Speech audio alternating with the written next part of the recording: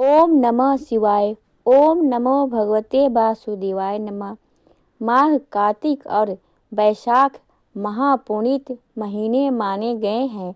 इसके तीर्थ स्नान आदि पर या स्वदेश में रहकर नित्य प्रति स्नान दान करने से अनंत फल होता है। स्नान सूर्योदय के समय श्रेष्ठ है। इसके बाद जितना विलंब हो उतना ही निष्फल होता है।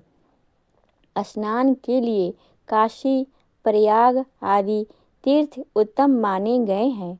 वहाँ ना जा सके तो जहाँ भी स्नान करें वहीं उनका स्मरण करें अथवा वेग से बहने वाली किसी भी नदी के जल में जाकर स्नान करें।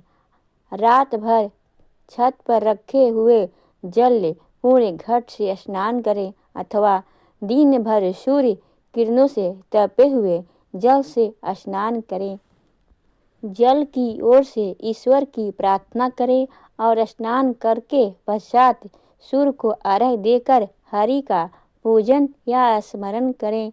माघ स्नान के लिए ब्रह्मचारी, गृहस्थ, सन्यासी और वनवासी चारों आश्रम के ब्राह्मण, क्षत्रिय, वैश्य और शूद्र चारों वर्ग के बाल, युवा और वृद्ध तीनों अवस्थाओं के स्त्री, पुरुष या नपुंसक जो भी हो सबको आज्ञा है।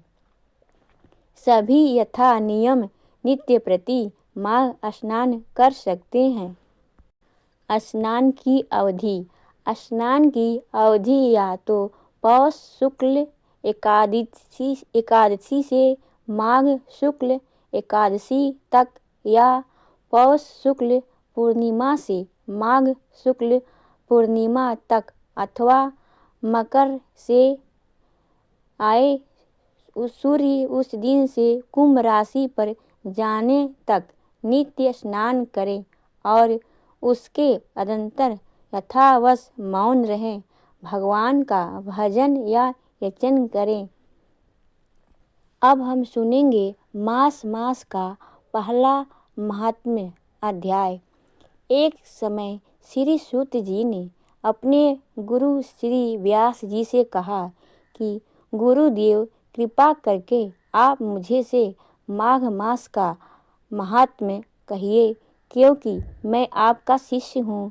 व्यास जी कहने लगे कि रघुवंश के राजा दिलीप एक समय यज्ञ के स्नान के पश्चात पैरों में जूते और सुंदर वस्त्र पहनकर शिकार की सामग्री से युक्त कवच और शोभायान आभूषण पहने हुए अपने सिपाहियों से घिरे हुए जंगल में शिकार खेलने के लिए अपनी नगरी से बाहर निकले। उनके सिपाही जंगल में शिकार के लिए मृग, व्याघ्र, सिंह आदि जंतुओं की तलाश में इधर उधर फिरने लगे। उस वन में वनस्थली अत्यंत शोभा को प्राप्त हो रही थी। कहीं कहीं मृगों के झुंड फिरते थे, कहीं गीदड़ अपना भयंकर शब्द कर रहे थे, कहीं गैंडों का समूह हाथियों का समान घिर रहा था, कहीं वृक्षों के कोटरों में बैठे हुए उल्लू अपना भयानक शब्द कह रहे थे, कहीं सिंहों के पद चिन्हों के साथ घायल मृगों के रक्त की भूमि लाल हो रही थी, कहीं दूध से भरी थनों वाली सुंदर भैंसें फिर रही थी, कहीं पर सुगंधित पुष्प हरी भरी लताएं वन की शोभा को बढ़ा रही थी, कहीं बड़े बड़े पेड़ खड़े थे तो कहीं पर उन पेड़ों पर बड़े बड़े अजगर और उनकी केचुआ भी पड़ी हुई थी। उसी समय राजा के सिपाहियों के बाजे की आवाज़ सुनकर एक मृग वन से निकलकर भागने लगा और बड़ी बड़ी चौकड़ियाँ भरता हुआ आगे बढ़ा। राजा ने उसके पीछे अपना घोड़ा दौड़ाया, परंतु मृग पूरी शक्ति से भागने लगा। मृग कांटेदार वृक्षों के एक जंगल में घुसा और राजा ने भी उसके पीछे वन में प्रवेश कर दिया। परंतु दूर जाकर मृग राजा की दृष्टि से ओझल होकर निकल गया। राजा निर्जन वन में अपने सैनिकों को सहित प्यास से मारे अति दुख हो गए। दोपहर के समय अधिक मार्ग चलने से सैनिक थक गए, थोड़े रुके। कुछ देर बाद राजा ने एक बड़ा भारी सुंदर सरोवर देखा, जिसके किनारे पर घने वृक्ष थे। इसका जल सज्जनों के हृदय के समान स्वच्छ और पवित्र था। सरोवर का जल लहरों से बड़ा सुंदर लगता था। जल में अनेक प्रकार के जल जंतु, मछलियां आदि स्वच्छता से इधर उधर फिर रही थी। दुष्टों के समान निर्दयी चित्त वाले मगरमच्छ भी थे। किसी किसी जगह लोभी के समान सीमात भी पड़ी हुई थी। वैसे विपत्ति में पड़े हुए लोगों के दुख को हरने वाले दानी पुरुष के समान यह सरोवर अपने जल से सबको सुखी कर रहा था। वैसे मेघ चातक के दुष्ट को हरता है। इस सरोवर को देखकर राजा की थकान दूर हो गई। रात्रि को राजा ने वहीं विश्राम किया और सैनिक पहरा देने लगे और चारों तरफ फैल गए।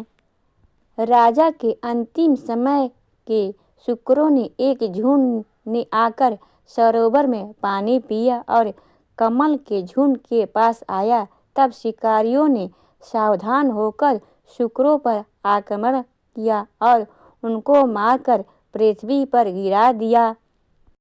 उस समय जब शिकारी कोलाहल करते हुए बड़ी प्रसन्नता के साथ राजा के पास आए और राजा प्रभात हुआ देखकर उसके साथ ही अपनी नगरी की तरफ चल पड़ा, जिसका शरीर तपस्या और नियमों के कारण बिल्कुल सूख गया था, जो मृगछाला और वत्कल पहने हुए था और नख, रोम तथा केश धारण किए हुए था। राजा ने ऐसी और तपस्वी को देखकर बड़े आश्चर्य से उसको प्रणाम किया और हाथ जोड़कर खड़ा हो गया। तपस्वी ने राजा से कहा कि हे राजन, इस पुण्य शुभ माघ में इस सरोवर में को छोड़कर तुम यहाँ से क्यों जाने की इच्छा करते हो? तब राजा कहने लगा कि महात्मन, मैं तो माघ मास में स्नान के फल को कुछ भी नहीं जानता। कृपा करके आप विस्तार पूर्वक मुझको बतलाइए। माघ मास में कथा सुनना भी पुण्य माना गया है। अगर आपको यह कथा उपयोगी लगी हो तो इसे अपने घर परिवार तक जरूर पहुँचाएं। ओम नमो भगवते वासुदेवाय नमः।